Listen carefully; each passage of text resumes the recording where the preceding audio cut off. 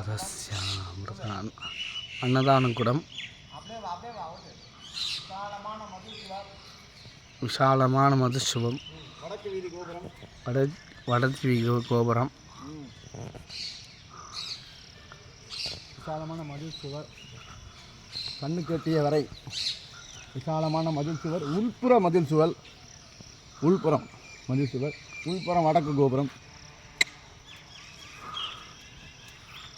பார்க்க கண்கொள்ளா காட்சியாக இப்படி விசாலமாக இருக்கும் கோயிலில் இப்போ இன்று குறைந்தது 10 பேர் கூட தரிசனத்துக்கு இல்லை.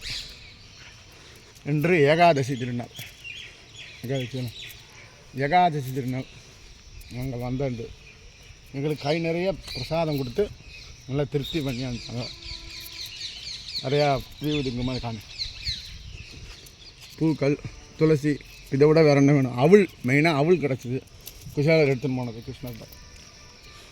அப்புறம் புளி சாதம் 2 கையும் நீட்டை சொல்லி கொடுத்தா. இதை விட வேறு என்ன வேணும்? பிரசாதம். சாதாரண நாளில் வந்தால் இதெல்லாம் கிடைக்குமாங்கிறது கஷ்டம். சாரி, ஃபங்க்ஷன் நாளில் வந்தால். சாதாரண நாளில் வந்தால் சாமியை திருப்தியாக பார்க்க முடியும். இது எல்லோரும் புரிஞ்சுக்கணும். கூட்டத்தில் கோவிந்தான்னு சொல்லிட்டு கடப்படன்னு வரக்கூடாது. தயவுசெய்து மிக சாதாரண நாட்களில் ஆலயத்திற்கு, எந்த ஒரு ஆலயத்துக்கும், புராதன ஆலயத்திற்கும் வழிபாடு செய்ய முயன்றால் நீங்கள் உங்கள் மனமும் ஆத்மாவும் உண்மையிலேயே திருப்தி அடையும். தயவுசெய்து இதை குறித்து வைத்துக் கொள்ளுங்கள். நீங்கள் அழைச்சின்னு போகும்போதும் அதுமாரி பண்ணுங்கள். இன்னும் பாருங்கள், ஒருத்தர் கூட இங்கே பின்னாலேயும் யாரும் வரல. இல்லைங்க, பின்னாலேயும் யாரும் வரல. வெளிப்புற மதிய வெளிப்புற பிரகாரத்தை சுற்றி வருகிறோம். ஆலயத்தின் வெளிப்புறம் இன்னும் முடியவில்லை. ஒரு பக்கம் பின்பக்கம் பொழுது ஆரம்பிக்க உள்ளது. அந்த காலத்திலே ஊர் மாரி உள்ள நீர்த்தேக்கத்தை ஒட்டி வைத்துள்ளார்கள். கிட்டத்தட்ட 1500 தென்னை மரத்துக்கு கும்பம் இருக்குது. தேக்கு மரம் வேறு, தேக்கு மரம் வேறு, 2-3 தேக்கு மரம் இருக்குது. அங்கே தேக்கு மரம் தான் 10-15 தேக்கு மரம் இருக்கும் போல இருக்குது.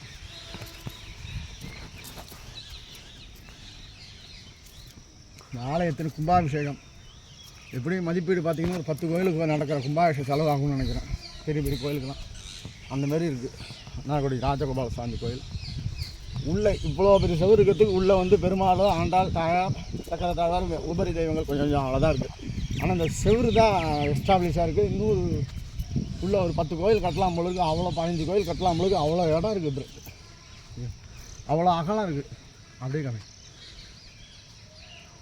உள் சுவர், அடுத்தது வெளி சுவருக்குமே இவ்வளோ இடைவெளி. அதுக்கப்புறம் உள்ள பிரகார சுவர் வேறு இருக்கிறது. 3 சுவர்கள் தாண்டி தான் உள்ள கருவறைக்கு செல்லணும். கருவறையை மிஞ்சி போனால் 10க்கு 10 ரூமில் தான் இருக்காது பெருமாள். கருவறை 10க்கு 10 ரூமில் தான் ராஜகோபால சாமி, ராமா ருக்மிணி, அந்த பசுமாடு கன்றுடன் கீழே பாத தரிசனத்துடன், விஸ்வரூப தரிசனத்துடன் அழகாக பார்க்கலாம். இப்படி பல்வேறு ரகசியங்களை கொண்ட மன்னார்குடி ராஜகோபால சாமி கோயிலை எல்லோரும் கண்டு கழித்து பெருமாள் அருளை பெறுமாறு கேட்டுக்கொள்கிறோம். ஓம் நமோ நாராயணா.